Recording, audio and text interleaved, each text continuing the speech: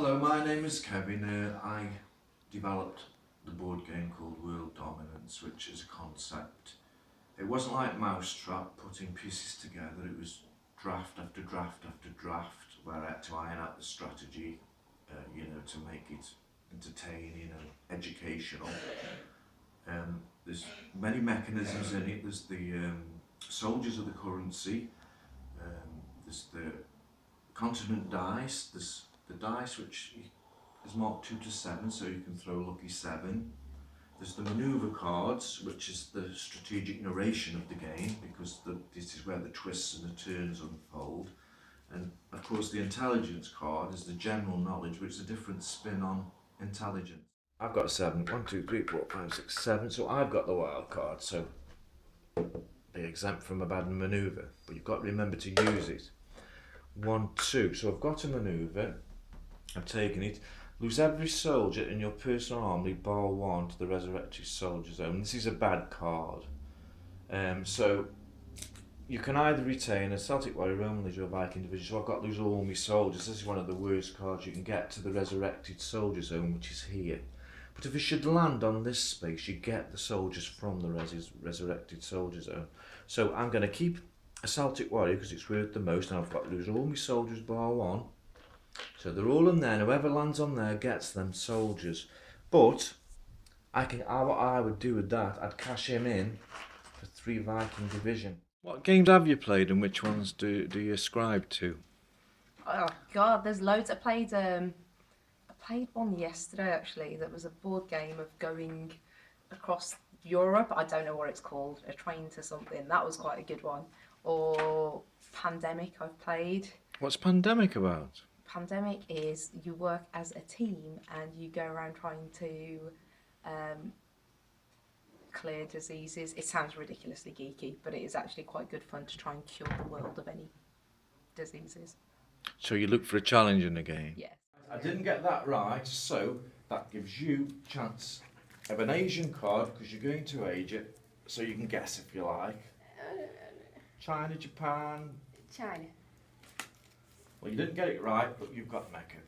Okay, can I just ask, are we aiming to get We're aiming to get a continent. a full continent? Don't forget the end, when you lose your soldiers, you're out.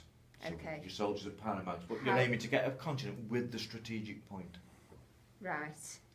Right, so with How- Mecca, sorry, go Right. on. I was just going to say, how am I using these soldiers? I don't.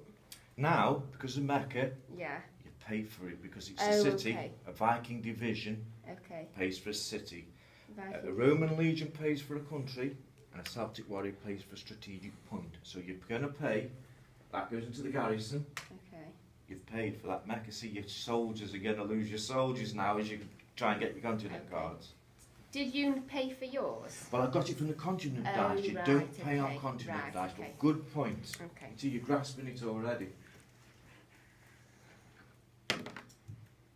Right, I'm an intelligence, the camouflage in the middle of Australia, and go across to North America. Don't forget the checkpoint and throw for soldiers, so sometimes you would head for checkpoint. So would I go across now to North America, or would I stay in Australasia? Well, because I'm coming up to Europe, And you want them? I want You've got them, one. good one, so I'd stay there. So I take intelligence, you've got to stop. Prefer to have a challenge in the game, or would you prefer a game to be easy? What do you look for in a board game? I do prefer a challenge, if I'm honest. But because my geography is so bad, it was really challenging for me. I think for other people who've got a good sense of what countries are about and etc., they probably find this game easier than I did. What stood out for you playing World Dominance? If something came quickly to your mind, what stood out for you? It was the different twists that you had on. I can remember that there were some questions about Cockney rhyming slang, so it wasn't all about the countries and the continents. There was different questions brought in there, which made it more enjoyable.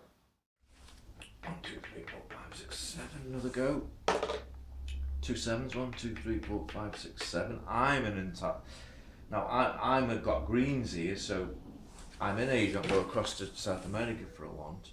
So I'd go across to South America, take an intelligence card and hope for a green, to boost my green cards because I'm after South America. So it's up to you to start me. Native tongues. Name the official language spoken in any particular country I specify. So I'll give you the country, you tell me the official language. Uganda. So if you had £25 now in your pocket and you wanted to buy a board game for yourself or for whoever, what sort of game would you be looking for?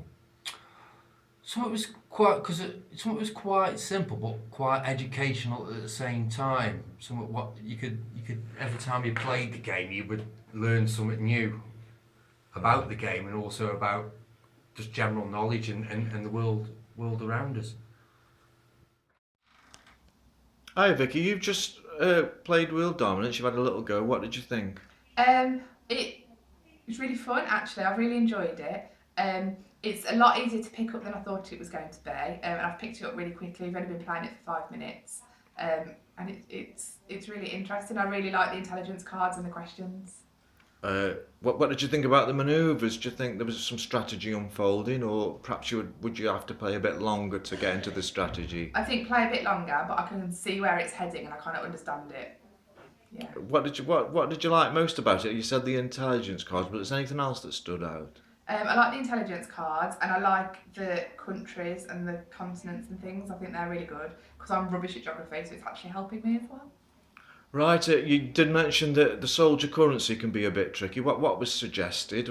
Yeah, the thing that I keep forgetting is what the soldiers are worth. Right. So we kind of suggested having a little list next to them, or maybe having it on the corner of each of the corners, so whoever's playing can see.